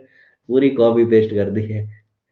सर हिंदू के अलावा कौन सा न्यूज़पेपर ठीक रहेगा? कोई सा भी नहीं रहेगा। तुम्हारे पास इतना टाइम है संदीप भाई कि तुम दो दो तीन तीन न्यूज़पेपर लेके आओगे, या तुम एक अनोखे इंसान हो कि तुम 10-10 12-12 न्यूज़पेपर पढ़ के जो है एग्जाम को क्लियर करना चाहते हो? जब यार एक एक से हो जा रहा है तो क्यों 10-12? अब देखो वो शुरू हो गए, इंडियन एक्सप्रेस वो एक्सप्रेस। मैंने अपना डिसीजन दे दिया, द हिंदू। अब आपका डिसीजन है इंडियन एक्सप्रेस की कोई सी भी एक्सप्रेस। मैं बता तो रहा हूँ, जो खाली बच्चा आएगा वो जल्दी सिलेक्ट हो जाएगा, और जो प्री डिटरमाइंड लड़का है वो मेरे में हमेशा देर आएगा। ठीक है, अब आपके घर में ये आता है, इससे यूपी पीसीएस को कोई मतलब नहीं है। ठीक है ना? वो ऐसे नहीं करेगा कि पूजा जी के घर में इंडियन एक्सप्रेस आता है तो मैं इंडियन एक्सप्रेस से क्वेश्चन बनाऊं। ठीक है, एज प्रीवियसली, ठीक है इतना हो गया। Asset monetisation will fulfil the, मुझे क्वेश्चन चेक करने दो, फालतू क्वेश्चन मत करो। ठीक है, asset monetisation will fill up the lacuna observed in manufacturer funding, manufacturing, healthcare, attracting private sector participation, unlocking the business. This asset monetization will boost up the support of the pillar of the Atmanirbhar Bharat and creating this. Government of India has asset monetization unless development for link happen. NHAI will take this. The transmission of the work of 7,000 crore will be transfer. Railway will be monetized. ठीक है, फिर answer लिख के check कराने की क्षमता रखो, बातें मत करो। Consider set airport manufacturing, Sabas, the national where can definitely where can grow IMF economy Sabas। अब बताओ किसी को इनके आंसर में कुछ लग रहा है कि कुछ इन्होंने मिसिंग किया है?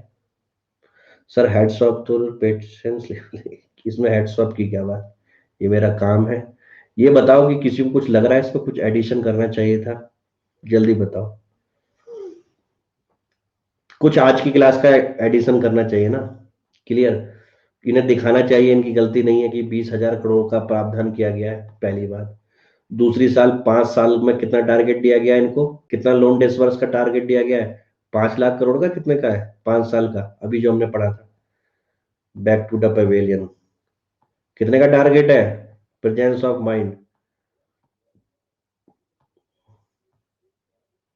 5 लाख करोड़ का 3 साल में, ठीक है, वो मैंने 5 5 कर दिया, तो 3 साल में टारगेट है ये, ठीक है।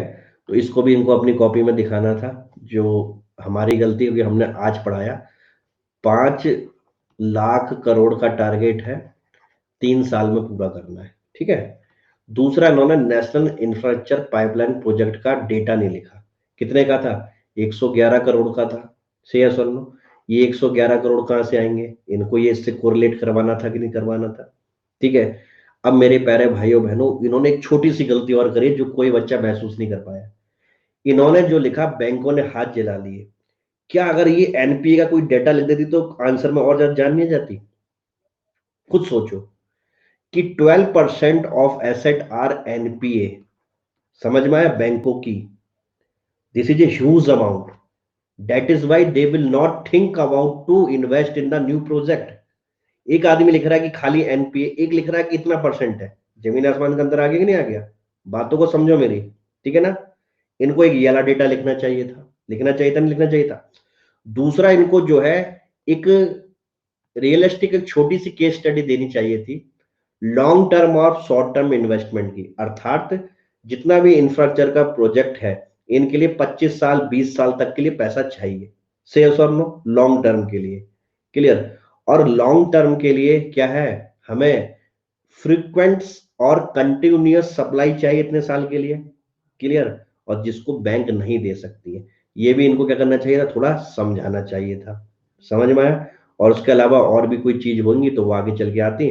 बाकी मेरे ख्याल से बाकी इन्होंने जो सारा सही लिखा है, थोड़ा जो है रिड्यूस करेंगे फालतू के शब्दों को, तो ये 225 वर्ड में आसानी से बन जाएगा, क्लियर। ऑप्टिमिस्टिक कंक्लूजन उन्होंने रखा ही है, बहुत अच्छी बात है, क्लियर। सर पेज सीक्वेंस थोड़ा रॉन्ग हुआ है, 3 1 2, ठीक है। सर इकोनॉमिक सर्वे करा दिया है? नहीं कराया, इकोनॉमिक सर्वे परसों से स्टार्ट है मेरे ख्याल से, ठीक है। अगला, इस बार तो डॉक्टर साहब मैंने एआरसी भी करा दी भैया। 19 से हमने बहुत सबक लिया कि भैया 19 में हमने जो गलती करी थी एआरसी की, वो हमने 20 में पूरी कर दी कि भैया एआरसी के बिना काम नहीं चल सकता, क्लियर। अगला, अजय भाई का, देखते हैं अजय भाई ने क्या लिखा है। बच्चे भागते जा रहे हैं, कह रहे हैं क्या हो रही है आंसर राइटिंग है, भागो, कितना भागोगे? एक दिन तो भैया ये एग्जाम क्लियर करोगे तो मेंस भी लिखना पड़ेगा, लिखना पड़ेगा नहीं। अजय कुमार जी का ये आ गया, फिर इसके बाद 3 2 1 हिंदी में लिखा है, देख लो हिंदी माध्यम वालों, कॉपी चेक करूंगा पूरी ईमानदारी से। रात के 1 1 बजे तक कॉपी चेक करिए, ठीक है ना। और आप जो है भाग रहे हो, आधे बच्चे हो गए। पता नहीं कौन सा जो है बुर्ज खलीफा बना रहे हैं कि क्या बना रहे हैं, जिनके पास धैर्य नहीं है कुछ चीज को समझने का, क्यों। फर्स्ट आंसर है, ठीक है। एआरसी पे पेपर 4 में सवाल फंसे थे, बिल्कुल फंसे थे। तो जो हमने 19 में अपने हाथ जलाए थे, 20 में हमने उससे शिक्षा ले ली। ये है पहला पेज ना, चलो, अरे भाई साहब पांडे जी आ गए। हमारे जो है इंस्पेक्टर साहब पांडे जी का स्वागत है क्लास में, बहुत दिनों बाद देखे हो। लॉ एंड ऑर्डर संभाल लेते।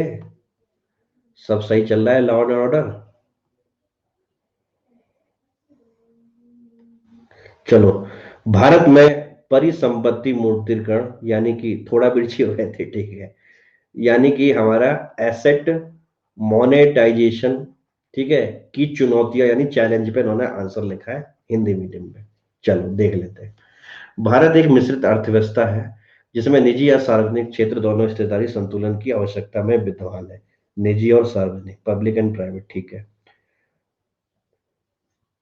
परिसंपत्ति मुद्रीकरण हेतु सार्वजनिक क्षेत्र की उन परिस्थितियों को निजी हाथों में दिया जा सकता है, परिसंपत्तियों को जो अति शेष की आवश्यकता में है, विद्यमान है। परिसंपत्ति मुद्रीकरण के उक्त संतुलन बिगड़ने के कारण निम्नलिखित चुनौतियां क्या है।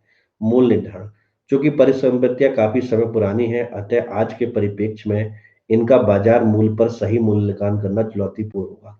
परफेक्ट, दिल खुश कर दिया भाई। एक ताली बजा दो भाई के लिए। कौन कहता है हिंदी मीडियम में दम नहीं होता? देख लो, ऊपर की चीज में थोड़ी कमी है मैं बताऊंगा, लेकिन इस चीज में कोई कमी नहीं है जो उन्होंने लिखा है। अब इसके लिए क्या हिंदी माध्यम क्या इंग्लिश माध्यम। हिंदी माध्यम वाले रोते रहते हैं नोट्स दो, ये दो, वो दो।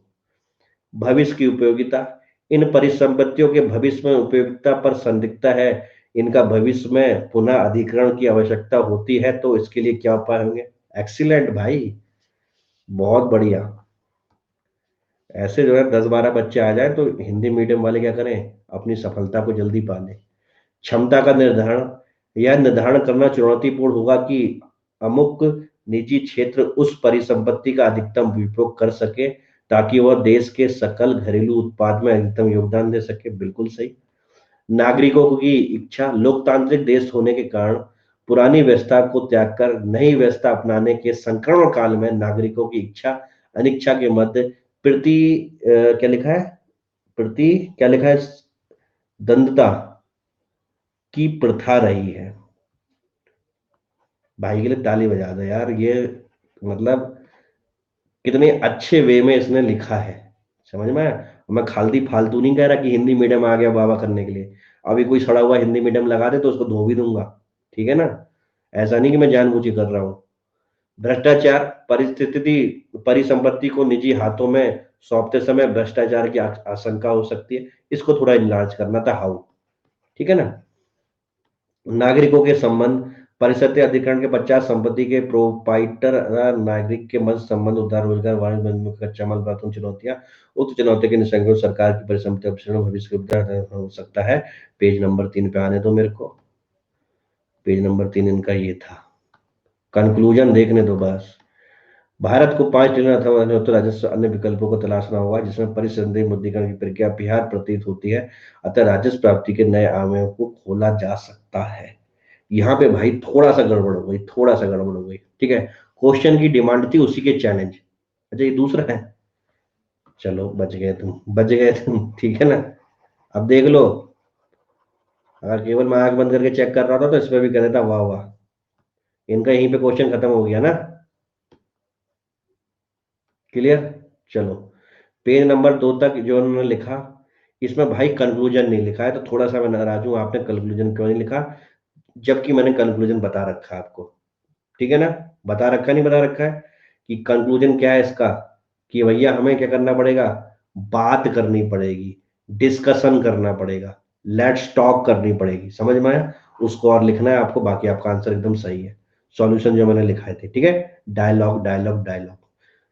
और इंट्रोडक्शन में जरूरी नहीं है आपको ये सब लिखने का कि मिश्रित अर्थव्यवस्था ये सब ये है, ठीक है।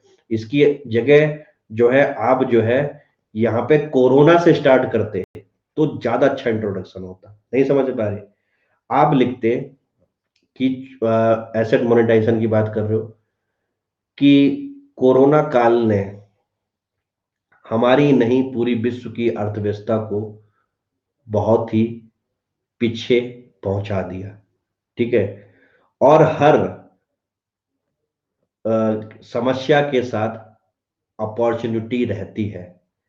उसी अपॉर्चुनिटी को समझते हुए भारत सरकार ने आम नागरिकों पे टैक्स का बोझ ना पड़े तो उसकी जगह परिसंपत्ति मुद्रीकरण की अवधारणा लेके आई।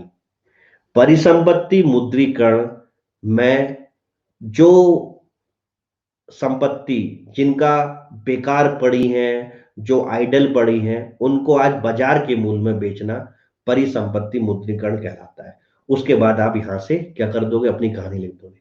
क्या मेरी बात समझ में आई? तो इस चीज को जो मैंने जो कथा सुनाई उससे आपको कन्वर्ट करना है, मजे आ जाएंगे। अगला क्वेश्चन, सिद्दीकी साहब एक पन्ने में क्या पूरी कहानी लिख दी है या और भी पन्ने लिखे हैं? एक ही पन्ना आ रहा है आपका? अच्छा, दूसरा पन्ना भी है, वो भी खोल लेता हूँ एक साथ। और दो पन्ने में है ना बस? चलो, अब आ जाओ इंग्लिश मीडियम की कॉपी पे।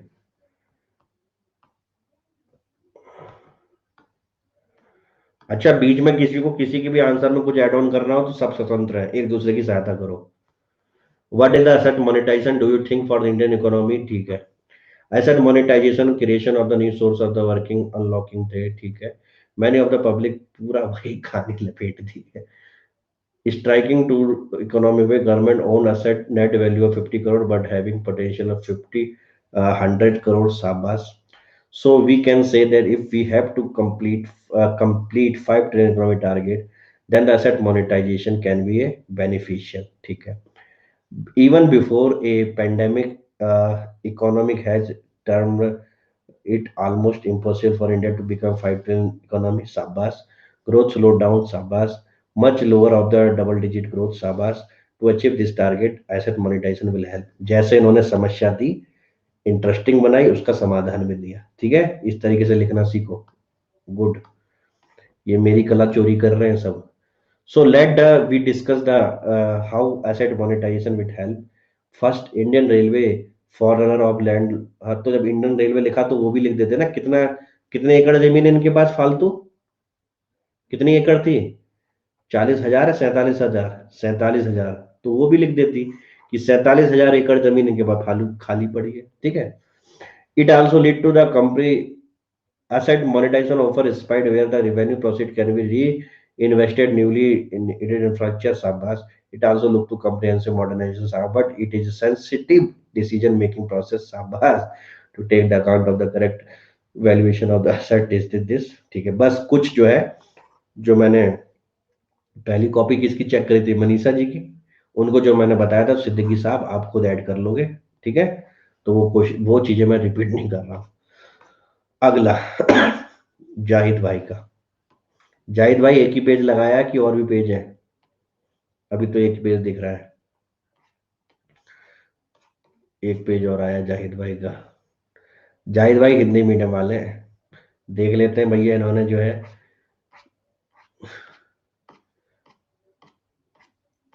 क्या लिखा है। अरे, चक्कर क्या है, दो दो पेज आ गए। जाहिद भाई 1 2 लिखना भूल गए, आप तो पुराने खिलाड़ी हो यार। हैं, क्यों परेशान करते हो मेरे को? 1 2।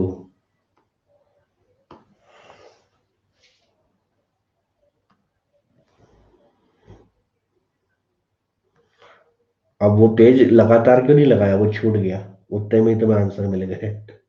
चलो भैया, हिंदी माध्यम का एक और चेक कर लें क्या है, और आपको ऐसा लगता है कि ठीक है वाला क्वेश्चन। ऐसी सरकारी संपत्ति जिसकी उपयोगिता बहुत कम ना बराबर, ठीक है।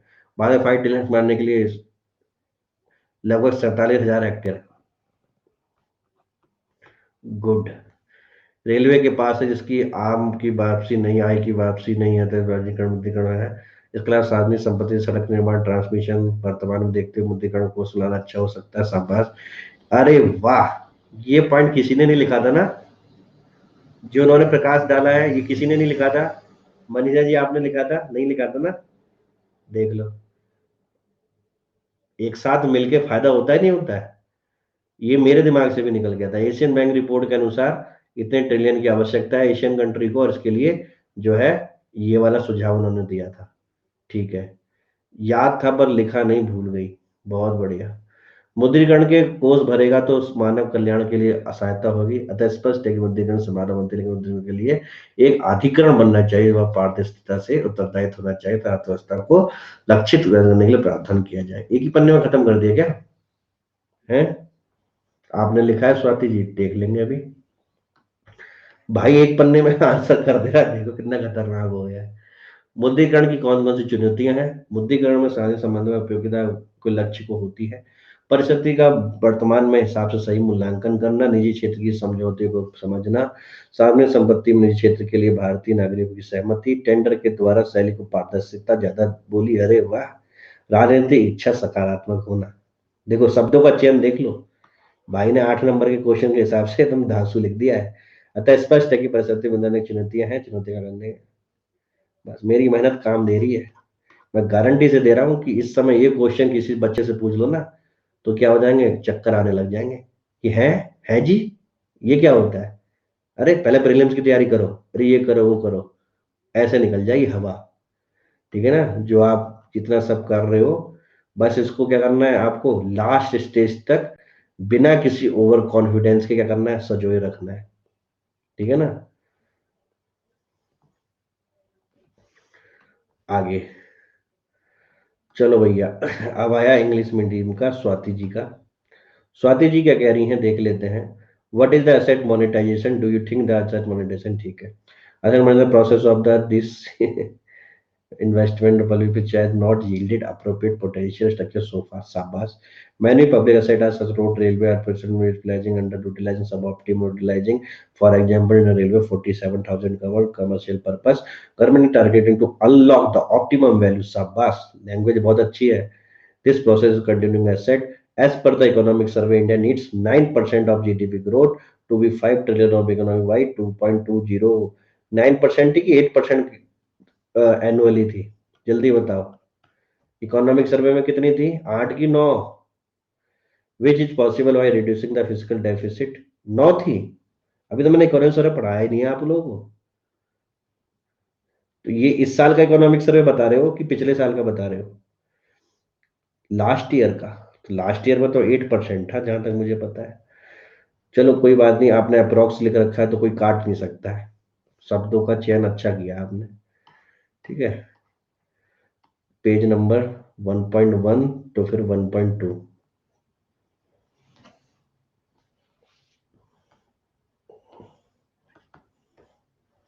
भैया दूसरों की कॉपी से सीखो, ठीक है ना, भागने की जरूरत नहीं है। एशियन डेवलपमेंट, शाबाश, यही कहते हैं कि मैंने किया है, शाबाश। Internationally it is recognise the public asset as significant resources of all economy, शाबाश, बहुत बढ़िया।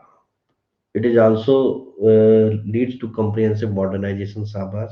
5 trillion there will be carbonate collision set private sector ability comprehensive, good. शुरुआत के लिए अच्छे रुझान आ रहे हैं। अब किसकी कॉपी चेक करूं? अरे भगवान, ए भगवान, ए भगवान, 60 कॉपियां, अरे भैया 60 कॉपियां चेक करनी है। सर सेकंड क्वेश्चन भी अटैच किया है, 2 1 2 1 2 1। अरे भाई साहब,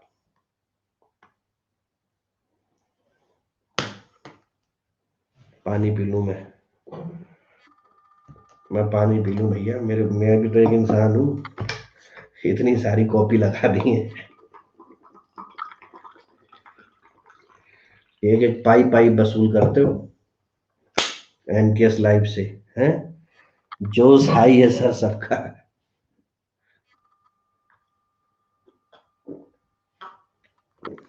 कितना है, 11 बज गए, 11 बज के 23 मिनट।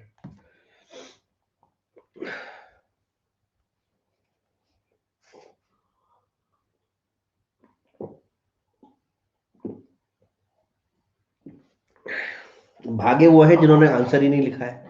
वो जो भागे हैं वो ये नहीं समझ रहे कि दूसरे के आंसर से भी हमें नॉलेज मिलती है ना।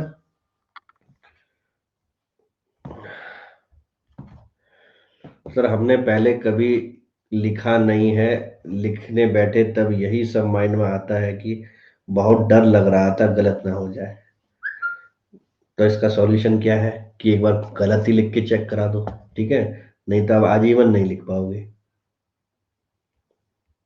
ठीक है ना? तो गलत ही चेक कराओ, चेक तो कराओ। चलो भैया अगली कॉपी उठाते हैं, जितनी मेरी बस की बात होगी मैं चेक करूंगा, बाकी नेक्स्ट क्लास में करूंगा। फर्स्ट कम फर्स्ट सर्विस से कर रहा हूँ, सलीम भाई का नंबर है।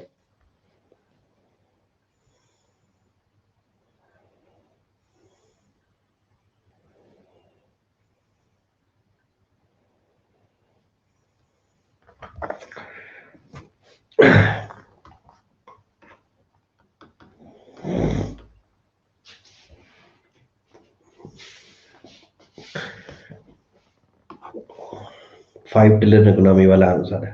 The process of converting asset into the economy value, 80% monetisation. ये सलीम भाई वही सलीम भाई हैं जो जिनको मैं बोलता था बातें कम करो, एक बार लिख के तो दिखाओ। क्यों? वही है ये। ठीक है, अब सलीम भाई कहाँ से आ गए आंसर? सबा। ये सलीम भाई भी तुम्हारी तरह डरते थे, आज देखो इतना पन्ना लिख दिया उन्होंने। तो डर को हटाओ। It is a process of creating new source of revenue by unlocking the value of unutilized, ठीक है, underutilized public assets such as the building or operation assets। शाबाश। Public asset as a road, airport, Indian Railway target of the 5 trillion economy, while our overly 2.92 trillion and hence sixth place। शाबाश। Ninth, the process of goal government at 3 trillion contribution। Page number 2। पहली बार भाई ने लिखा है तो उसी level के अनुसार मैं चेक कर रहा हूँ, ठीक है ना? The force focus is lifting the financial condition of the this third largest economy। COVID pandemic has resulted in the massive crisis or the huge economic crisis। They refuse significant major project as the report of the Asian development। ठीक है, खत्म। खत्म सलीम भाई, खत्म। देखो, आपके पास ज्ञान की कोई कमी नहीं है, यहाँ तक मुझे ये चीज दिखा रही है। ठीक है, इसलिए आपने उसको प्रकट भी किया है। ठीक है, तो ओवरऑल अगर आपका मैं पहला आंसर मानूं तो मैं आपको गुड बोल रहा हूँ। ठीक है, बस कुछ चीजों को ध्यान रखना कि क्वेश्चन की डिमांड क्या थी। क्वेश्चन की डिमांड थी कि भैया हम 5 ट्रिलियन इकोनॉमी को कैसे छुपाएंगे। ठीक है, तो यहां तक जो आपने लिखा इकोनॉमी के बारे में ही बता दिया कि ये हुई ये कमी हुई, उसको छुएंगे कैसे? वो जो अभी मैंने कॉपी चेक करी उनकी चीजें आपको करनी है, समझ में आया? कि भैया इससे हमारा ये होगा, इससे हमारा ये होगा, ये पैसा यहाँ लगेगा यहाँ लगेगा, इस चीज को आपको दिखाना है। ठीक है, ओवरऑल जो है आपके अंदर ज्ञान है ये दर्शाता है, लेकिन उसे सही दिशा में लगाना क्वेश्चन की डिमांड में। मन करेगा सब कुछ लिखने का कि मैं ये भी लिख दूं, ये भी लिख दूं, ये भी लिख दूं, नहीं, क्वेश्चन की डिमांड सेटिस्फाई होनी चाहिए। ठीक है, तो इस समय मैं उन चीजों पे ध्यान नहीं दे रहा हूँ, दूसरी कॉपी चेक कर रहा हूँ। ओवरऑल शानदार। गरिमा, एक ही पेज लगाया है।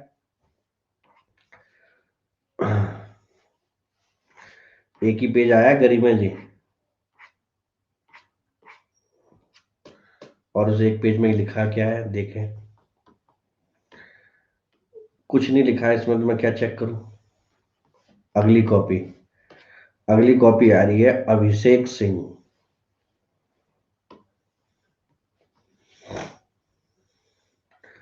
अभिषेक भाई एक ही पेज आ रहा है तुम्हारा, तुम्हारा भी एक ही पेज है, अटैचमेंट नंबर 2। ठीक है, शाबाश। और अटैचमेंट नंबर 3 भी है।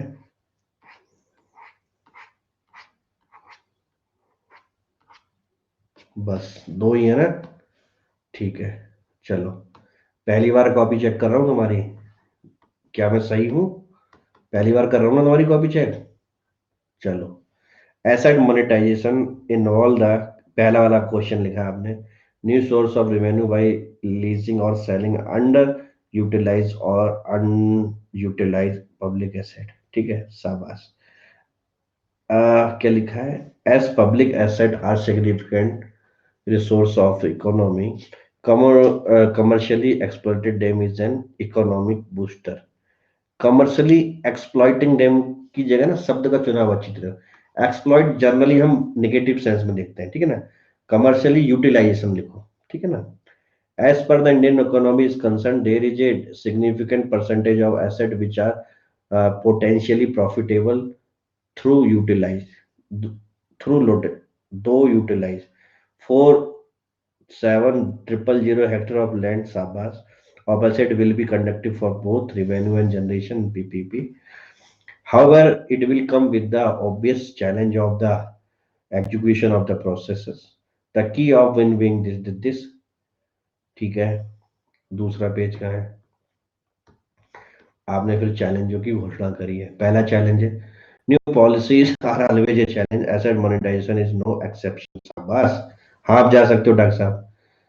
In front is the significant of them monitoring the process. The key challenges may be correct value.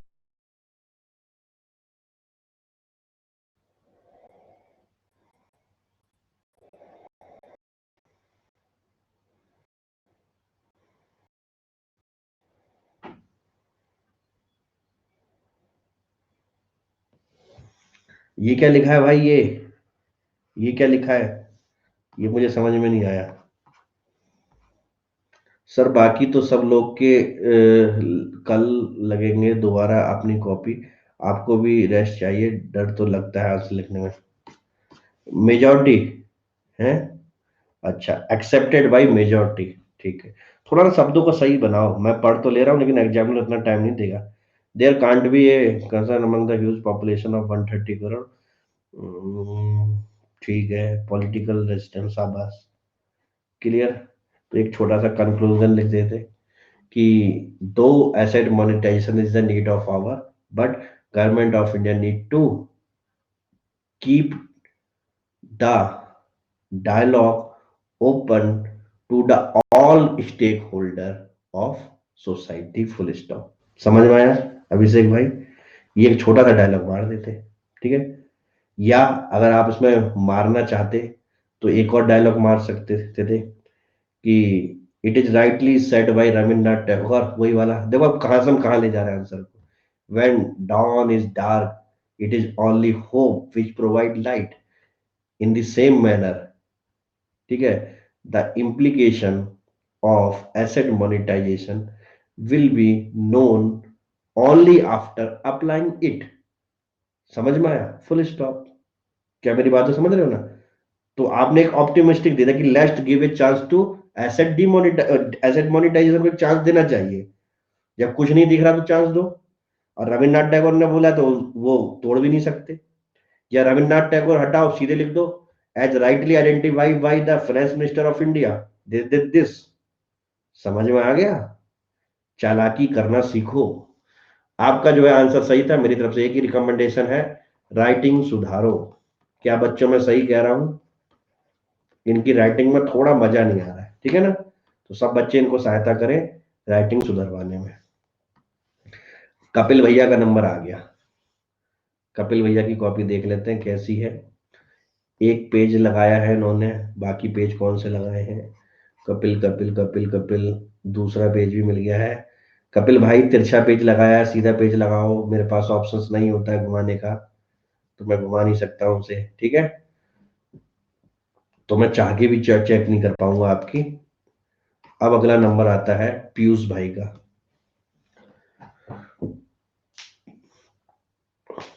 अभी मैं और कॉपी चेक करूंगा, अभी डरो मत, ठीक है। अभी कम से कम जो है आपकी कॉपी और चेक की जाएंगी। क्या है भैया? What is asset monetisation do you think for the Indian economy? Piyush भाई आप इंग्लिश मीडियम के हो? बहुत बढ़िया।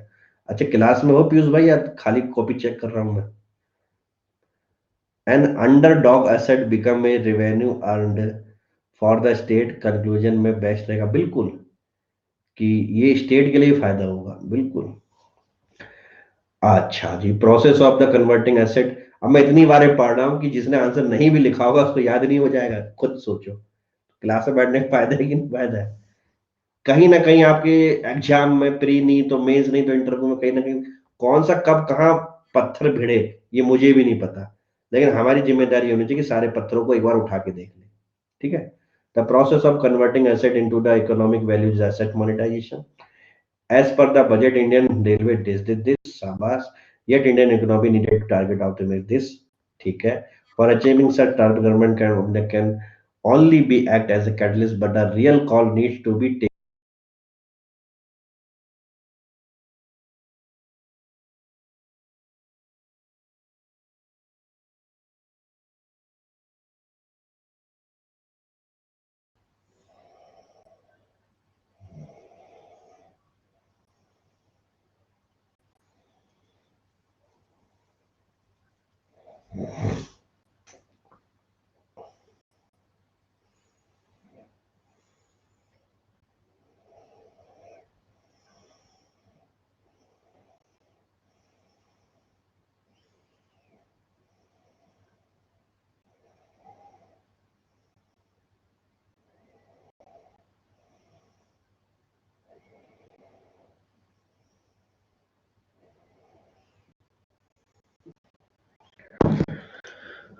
For achieving such economic, government can only act as a catalyst, but the real call need to be taken by the private sector to shoulder the responsibility of creating this wealth through the positive disposition of innovation and target solution. The government has already taken its side as the harbinger of the moving the street for the monetization of asset land building meaning answers with public sector as a nation for the year it has led to us compromise with our fed to average economic double just as the money has opportunity cost and there are several issues which is can be put in the rather being lack of bank account every unutilized asset is opportunity for going to make something bigger and better for our civilization आई दूसरा page कहाँ गया आपका अरे यार पीयूष भाई page number 2 कहाँ गया तुम्हारा Piyush Piyush Piyush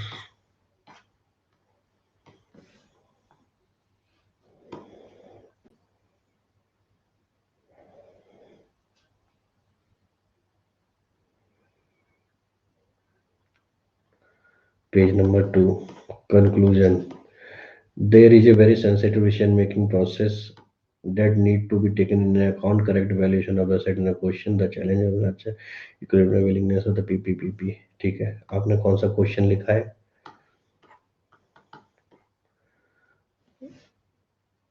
What is the do you think the Indian economy is in need of the hour to achieving the 5 trillion economy by 2024? भैया इनका क्वेश्चन में किसको क्या कमी लगी किसको क्या नहीं लगी पीयूष भाई आपकी फ्लुएंसी बहुत अच्छी है पहला पॉइंट ठीक है ना इसको बरकरार रखना कोरिलेशन की पावर बहुत अच्छी है ठीक है लेकिन ये यहाँ पे थोड़ा मुझे क्या है डिस्टर्ब हुआ मैं कि जो ये आया ना कैन ओनली शब्द क्या क्या कहते हैं सरकार कैटलिस्ट की काम करती है और ये केवल और केवल प्राइवेट सेक्टर की जिम्मेदारी है कि हमारी एसेट डीमोनेटाइजेशन या इसमें कुछ काम दे क्या मेरी बात समझ में आया तो यहाँ पे अगर इस ओनली को कुछ बढ़िया करके कर सकते हैं कि government is trying to provide a perfect platform on which the private player and other stakeholder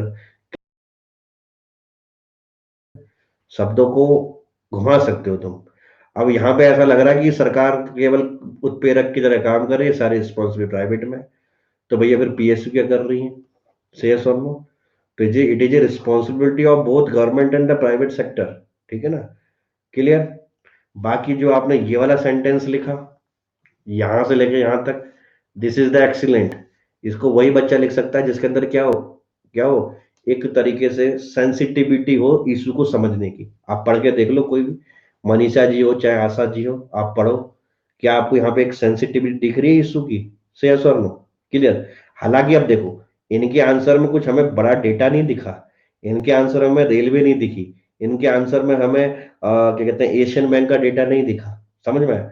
लेकिन कभी कभी क्या होता है आशा जी इस तरह की फ्लुएंसी एग्जामिनर को उन चीजों को भुलवा देती है ठीक है अगर यहाँ पे ओनली ओनली जैसे शब्द नहीं आते तो इसमें भी शायद ही आप लोगों के मनीषा जी के बराबर ही नंबर ले जाए लेकिन मेरा सुझाव ये रहेगा कि इसमें थोड़ा डेटा जो मैंने और लोगों को बताया वो उसमें डालने की कोशिश करें और चैलेंज को आपने ज्यादा क्या करा बढ़ाया उसकी जगह इकोनॉमी वाले क्वेश्चन पे रखते अभी ऐसा लग रहा है आधा क्वेश्चन पहला पे है और आधा क्वेश्चन क्या है दूसरा है ठीक है पीयूष जी आप कंटिन्यू क्लास में बने रहिए फ्लुएंसी अच्छी है ठीक है अब मैं जा सकता हूँ अब जिन जिन भाइयों बहनों की कॉपियां चेक नहीं हुई हैं ठीक है वो अगली बार में भी क्वेश्चन मैंने नया नहीं दिया है यानी कि आप कल की क्लास में लगा दें ठीक है कुछ कल की में चेक करेंगे कुछ परसों की में चेक करेंगे ठीक है सभी सहमत हैं इसमें ठीक है कोई डिस्क्रिमिनेशन नहीं फर्स्ट कम फर्स्ट में इन्हीं की कॉपी उठ पाई जिनकी नहीं उठ पाई उनको अगली में लगा देनी है ठीक है ना जैसे क्लास शुरू होगी तभी लगा दो तो फर्स्ट कम फर्स्ट में आपका आ जाएगा वो मत लगाना जिन्होंने चेक करा दी है ठीक है थैंक यू वेरी मच आप इंजॉय करिए और जिसको भी जुड़ना हो वो जुड़ सकता है। MKS लाइव मेरा रेफरल कोड है, और आप लोग भी रिकमेंड कर सकते हो अगर आपको लग रहा है कि आपकी लाइफ में कोई परिवर्तन आ रहा है तो। ठीक है, thank you very much, have a good day and God bless you.